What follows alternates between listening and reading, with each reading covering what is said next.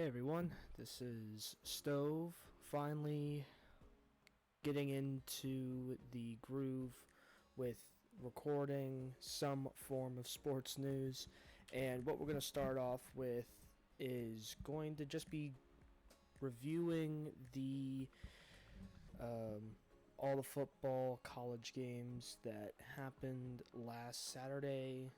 Well, as I'm recording this, yesterday. But yeah, we're going to go right into it with looking at Ohio State, number 3, beating Texas with one touchdown. And it does seem like, obviously, from what I saw in the first half of the game, Archie Manning didn't exactly put on the grandish show of them all like some may have thought he would. Archie Manning was definitely overthrowing the ball and underthrowing the ball. But, I mean, I guess that's what happens when you go into such a giant, loud stadium of the home of Ohio State in Columbus, man. Plus, to really think about it, though, this was just a full-on defensive football game. Sorry. Both defenses of Texas and Ohio State prevented the opposing offenses to score like all over the place. Ohio State having their first touchdown in the second quarter, no one scoring until the fourth quarter. So it was a pretty tough game for both sides, to be honest. And honestly, for me as a sports guy and mostly a football guy, I like seeing that. I like seeing gritty defenses being able to pressure the offenses almost every single possession. Though it's also cool whenever people score touchdowns and get cool interceptions, but it was pretty much hard-nosed defensive football for both Texas and Ohio State, and you got to give both teams props for what they had to do. But Ohio State did end up becoming the winner in the end of it. Archie Manning against the national champs of last year, Ohio State. I think he did as good as he could have, minus the underthrows and the overthrows, just in my opinion. And obviously, now we're going on to Nevada versus Penn State. Obviously, if someone had Nevada beating Penn State, then you know nothing about football, clearly. But yeah, their quarterback, 22 for 26, 217 passing yards with a passing touchdown. Was able to get a lot of rushing attempts for Purdy, and I think one other running back, if I'm not mistaken, had 10-plus attempts. Then you got LSU and Clemson, which I think, besides Ohio State and Texas, was definitely the show that everyone wanted to see. Clemson came out big. In the first half was up by a possession, but LSU really did a good job fixing fixing a few defensive plays and even correcting some offensive positioning, and able to get not only a field goal but 2 touchdowns, one in each quarter, really putting them in the really being able to stick it to Clemson, who I'm pretty sure they faced last year, and I think even lost to last year. So with LSU picking up a big win against Clemson, it could lead to LSU putting themselves into, now obviously it's very early in the season, but I could definitely see, still like, sorry, I'm talking way too fast for my brain, but I do think LSU can be in the college football playoffs, but I also think Clemson can, even though they lost, especially at home, that was a big loss for them. This may give them the chance to work on what they need to work on, but at the end of the day, they need to start winning. They need to go on however long win streak they can to be able to climb back that mountain. But I think they're really only dropping to like where LSU is or to number 10, depending on what happens tonight with Notre Dame facing Miami. We'll just have to see about that. So yeah, that was a pretty damn good game.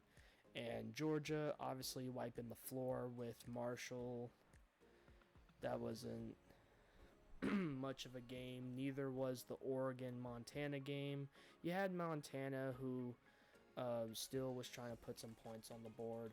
But if you guys didn't, you guys would arguably have liked the Florida State versus Alabama game, just so you guys could see Florida State surprising quite a few people in the midst of playing playing Alabama at Florida State's stadium and absolutely tearing it up. I mean, Alabama couldn't really get anything going besides these 2 touchdowns here. I in my opinion, I didn't see them doing much against Florida State. Florida State, their run game was pretty on point, and so was their passing game. But majority was their run game. Their run game, I mean, Alabama couldn't stop it. They could not stop their defense. I mean, they couldn't stop Florida's offense. And that's a very big thing in college, to be able to stop the run on, to be able to stop a powerful run team like Florida State could turn into. But I don't know. Maybe again, it was a lot of nerves going into this first week. Alabama could always pick themselves back up, and even though they'll probably drop into the teens for sure, in my opinion, Florida State will get bumped up to the top 25 again.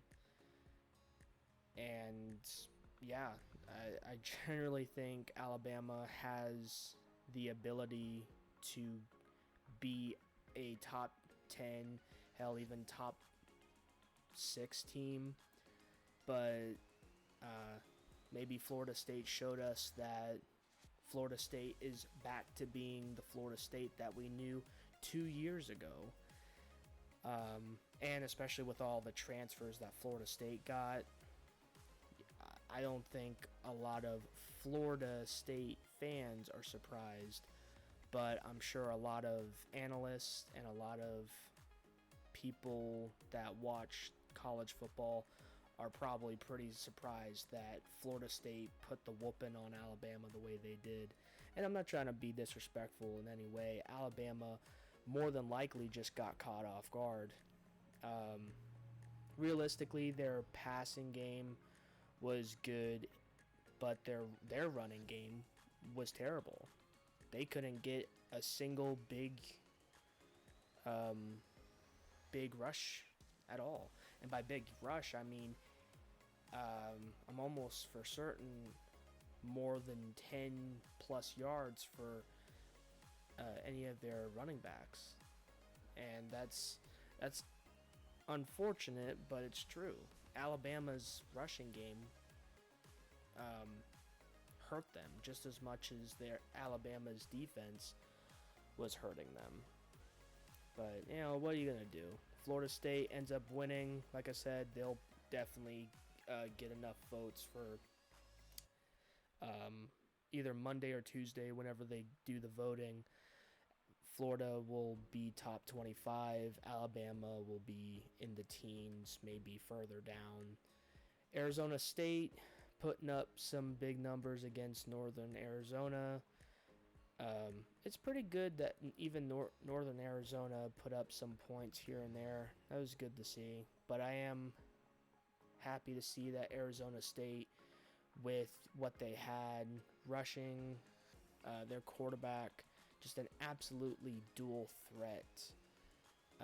And I do think this guy is going to be a round 1, round 2 draft pick for a lucky team. Same with Tyson, the wide receiver.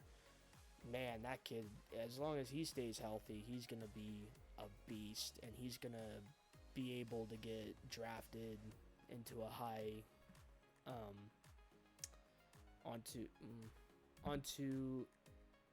he's going to be on a high draft board for some if not a lot of teams. Anyway, Michigan facing North Mexico. We all knew how that was going to go, unless New Mexico would have done something different, which I feel like even if they would have done something different, the freshman did what he needed to do. Their running back, Justin Haynes, running all over the field, picking up as many yards as possible. That's incredible. Actually, the last 4 or 5 years, you could probably say that Michigan has been becoming the running back university almost. Then you got Florida versus Long Island University. That was a very easy one for Florida. That should have been a no-brainer for anybody to watch. You got SMU putting it on East Texas A&M. SMU having some good stats in the passing region. I think that's where they're going to be big in. And unless someone can really pressure Jenkins to try to run the ball a little bit more, their SMU is going to be a little hard to stop. But they only faced East Texas A&M, so we'll see what happens to that team whenever we get further into it.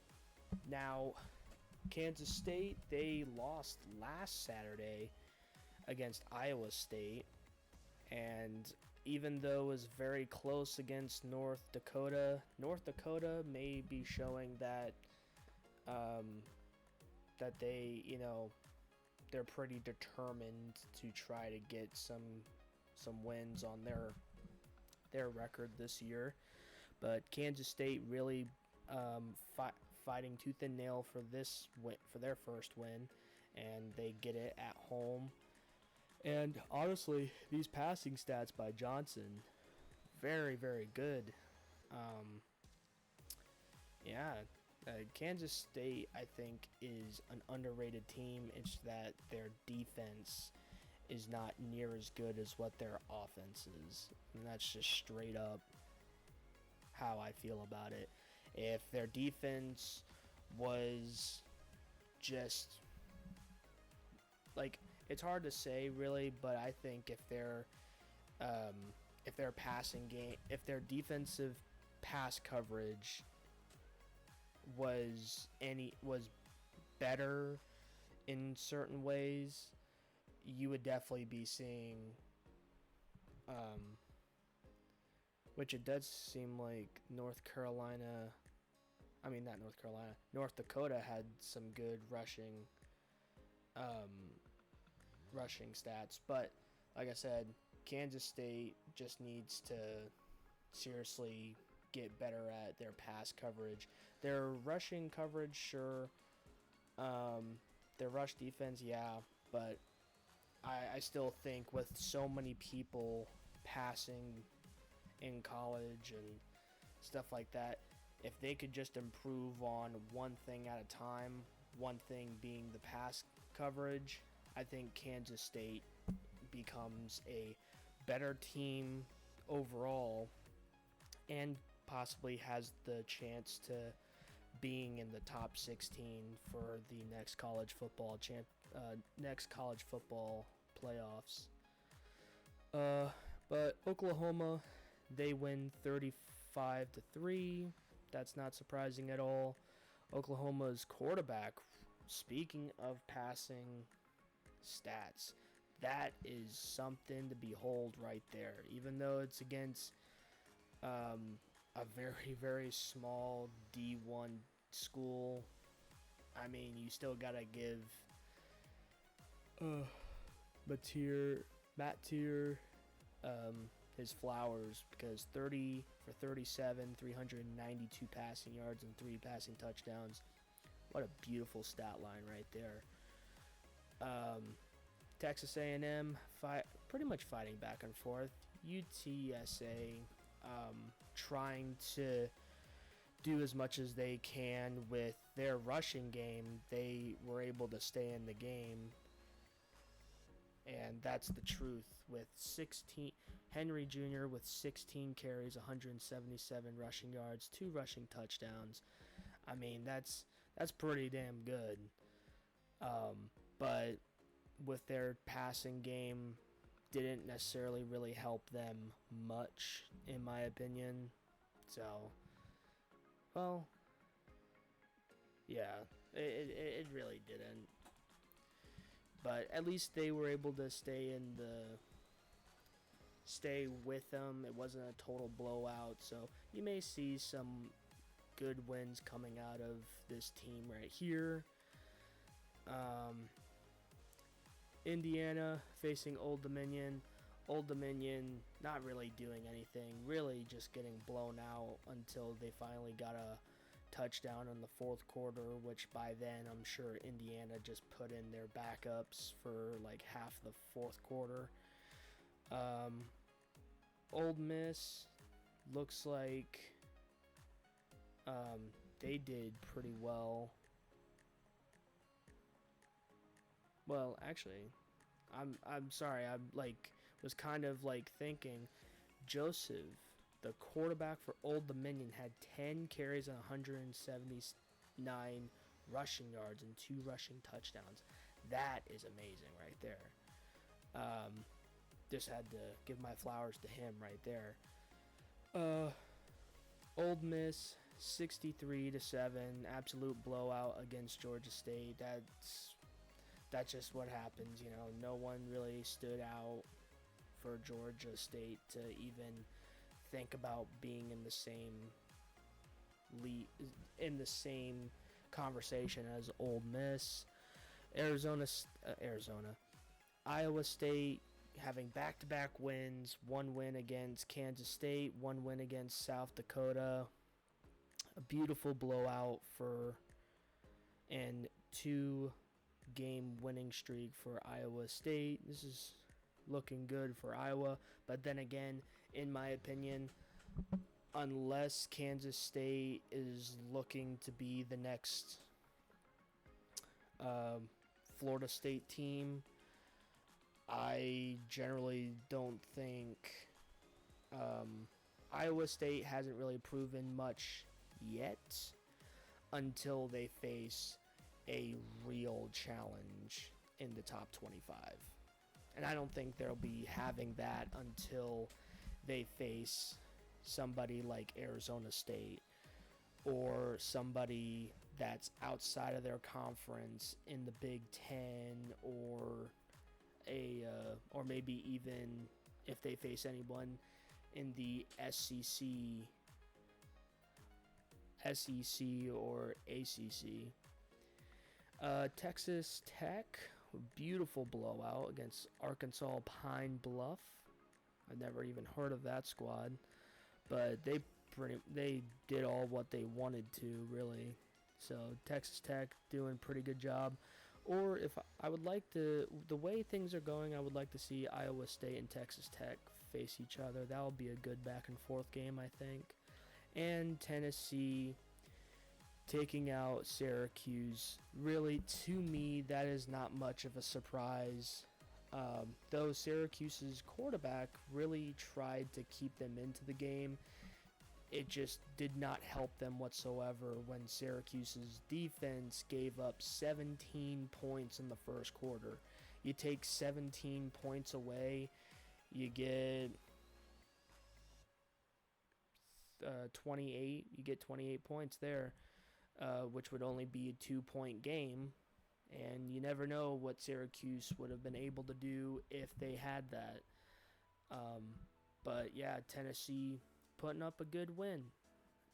Good rushing, seems like some good passing too for Tennessee. And yeah, I believe that will be all there is to look at for today. If you guys want me to look more thoroughly into some of these games in later reviews, I very much can. But until then, I will probably have to still take Alabama and Florida State as the #1 game, unless Notre Dame's game, which right now Notre Dame and Miami's game is not until 7:30, but unless this shows me different, the #1 game, the #1 surprising game, in my opinion, was Florida State versus Alabama. The best defensive game would have to go to Ohio State and Texas, and you could even throw out LSU and Clemson. Yeah. And obviously South Florida beating Boise State, but that was this past Thursday. Illinois doing their thing too. But yeah, this was just, like I said, a review off of this Saturday's games. Hope you guys enjoyed my little review there. If you guys want to see more, please like, please comment, let me know what you think of the video. I would always appreciate some ideas, what you guys want me to do during these types of segments, what you guys want me to do, possibly even a new segment. But other than that, I will hopefully be able to talk to you guys later, and by the time this is posted, it should be Monday when I would be making a new video. Well, I'll be making a new video, but this video right here should be out by tomorrow, hopefully around noonish. Not gonna promise anything, but we will just have to see. Well, I'll see you around, you guys. Peace.